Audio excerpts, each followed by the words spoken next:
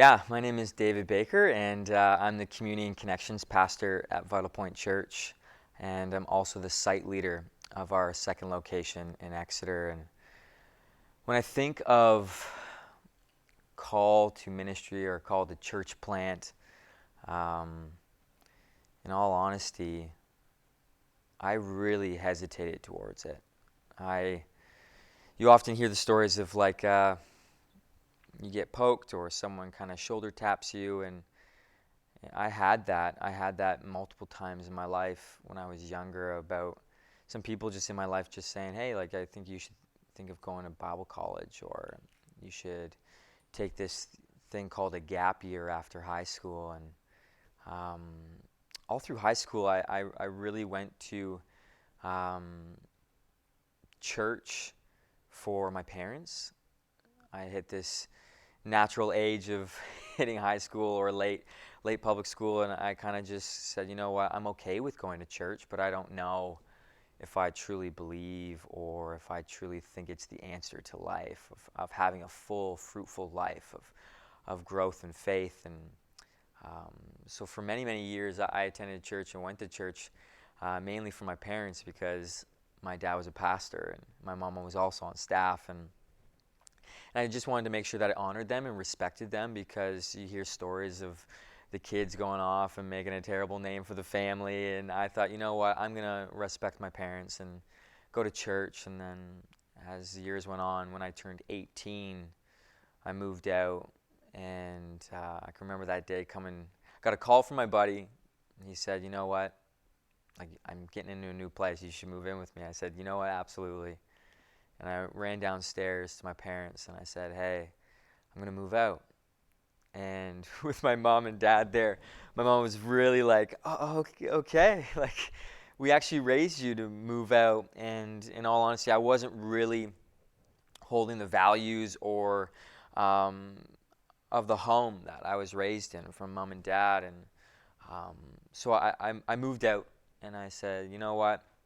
When I moved out, I also decided to stop attending church. And from that, it kind of just spiraled into more and more, and searching for myself and searching this world. And it just kept on going through more experiences, relationships, money, the high life, just trying to live that out. And it just constantly leaving me empty and empty. And after a few times of moving into that house and then moving to another buddy's house, I had this moment of I was just completely stuck. And I call it my green couch moment, because this infamous green couch that I sat on weekend in and weekend out, constantly in and out, I spent a lot of time on that couch. And in that moment, I really, one night I can remember, I wrestled with myself. I wrestled with the people that were there. I was wrestling with the substance abuse that I was actually continuing to do every weekend in my life. And in that moment, I literally felt like in the room it paused. I could hear myself clearly. I could hear um, my insides, my thoughts, my soul. And I really believe Jesus was with me in that moment. And I asked the question, why am I always feeling stuck and left empty? And I clearly felt Jesus was in that moment, and this hush came over the garage that I was living in constantly and partying in. And it was like this I don't believe I heard the voice of God audibly, but I really felt myself inside, because I'm always seeking myself and what I can offer and what this world can offer. And in that moment, I just said, okay, I'm done seeking the things of this world. And in all honesty, I kept the party going that night, because I was kind of like, what the heck do I do now? And the next morning, I actually ended up downloading the YouVersion Bible app and just started reading. Because the funny thing is, when I moved, I actually threw out all of my Bibles, which I know you probably shouldn't be doing, but I threw those out, and I didn't have a Bible, and downloaded the YouVersion Bible app, and I started reading. just sifting through the Gospels, Gospel of Mark, Gospel of Luke, and really finding not the answers to life, but I was finding some peace again that I was hoping for and wishing for all along. And to keep a long story short, I decided to call my dad, and I said, "Dude, I think I need to make some decisions in my life that are going to be better." And he came over, and we sat on the front porch of the house that I was living at, and through this kind of discerning and listening to what God was hopefully going to give me some clear answers to, I really felt like I needed to move away. So I decided to quit my job. I sat down with my dad. I said, "This is what I'm kind of thinking of what I got to do," and he supported me fully and kind of gave me the answer. And I believe it was God speaking through him and saying, "Yeah, you need to move away. You need to cut some ties away, some bad habits." So I moved away to BC. I went to Bible college at Columbia Bible College. And it was just a great year of moving away. And I thought it was going to be breaking off ties of friends and relationships, but it actually made those things even stronger because friends and family were asking me questions of why. And so I moved away to BC. In that year, I really plunked down into what it means to live in community, ask hard questions. The professors were amazing there. And then I came back with the plan of moving back out there. And when I came back, I got a message from a friend and offered me a job at a camp, and really learned how to live more in community of being an apprentice to Jesus, a disciple of Jesus, and leading kids and finding leadership qualities. And out of that, I met my wife that I'm happily married to now. It's almost been 4 years, which is crazy to think. And with all of that, she kept me here in Ontario. I wanted to move out to BC so badly, but I came back and I stayed here. We started dating and talking about marriage, and then the big thing was the question that you asked me was the call to ministry and church planning.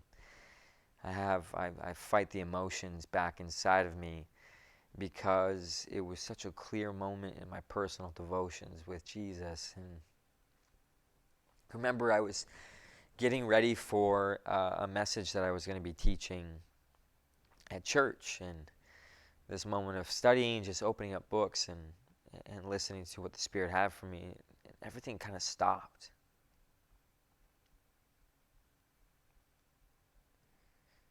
And I had this clear vision of a small town. And this small town had these footprints walking down the main strip. And all of a sudden, this water came rushing in and settled within the footprints on the main strip. And I had this tug and pull and in the side of my heart and my mind, and I really believe it was the depth of my soul saying, "I'm calling you to church plant." And then out of that, it was quite an emotional night. I got no writing or studying done for my message, but it was clear that I had a call that I was to do something with God for the kingdom of heaven. And out of that, I really wrestled, I really prayed, and really tried to discern what the Spirit was saying to me, what He was really shaping inside of me. And I messaged my dad, and I said, "Dude, I really feel like God is calling me to church plant. I don't know where, I don't know when, I don't know with who, but I just know it's with Him. I'm willing to go anywhere." And out of that, I found out that Vital Point was wanting, and the leadership board was kind of wrestling with, okay, what does it look like to become a multi-site church that reaches more people, not just in the region that we're already in? And I kind of said, "I'm all in, use me."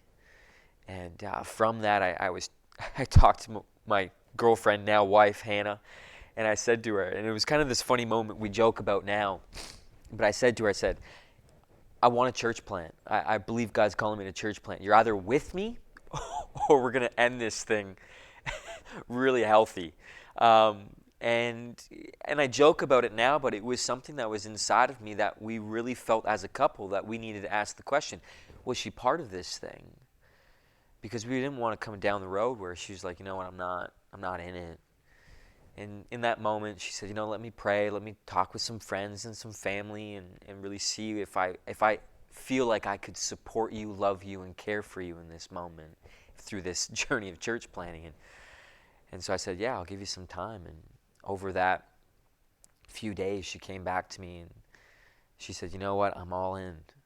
I don't know what it is, but I feel like there's this sense that I can be someone that supports, loves, cares, and speaks into this, into your personal life in the behind the scenes, but also whatever God's got for me in this moment. So, yeah, that's the call that I felt on my life.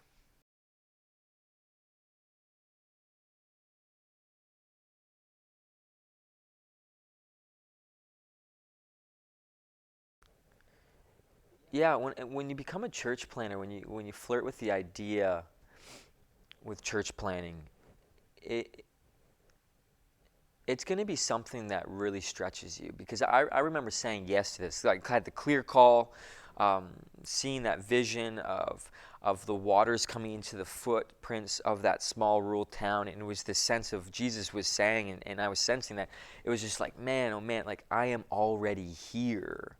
And then saying yes to this thing of church planning, and um, it's not for everyone. Um, Social media and online can make it seem like, man, it's saying yes to something, but it's also saying yes to, um, you've got to look at the inner depth of yourself. Are you willing to stretch yourself in areas that other people aren't willing to stretch themselves? Are you willing to lead people in a way that they're going to see a side of you that will hopefully reflect the kingdom of heaven? And for me, really early on, I thought I was saying yes to a Sunday morning gathering. Hmm. But in all honesty, I was saying yes to connecting people to something much, much more than just gathering. It was an eternity aspect. So for me, I had to learn what it meant to develop and form spiritual rhythms and holy habits that will actually fuel me in a way that will help lead people to understanding that they can have it too. So, prayer. And it's not just praying, it's learning how to communicate your inner depth of your being to the creator of this universe. Yeah, he knows your soul, he knows your heart, he knows what's inside of you. But it's learning how to communicate those things so that you one day can help other people understand. There's more to you than just is on the surface. So what I love about saying yes to church planning is I got to learn what it means and what it continues to mean to develop and grow in a relationship with God, Christ, and Holy Spirit. So those holy habits, those spiritual rhythms, the spiritual formation of your eternity, your eternal soul, and that's what gets me really fired up, is to help lead people in leaning into those moments with God.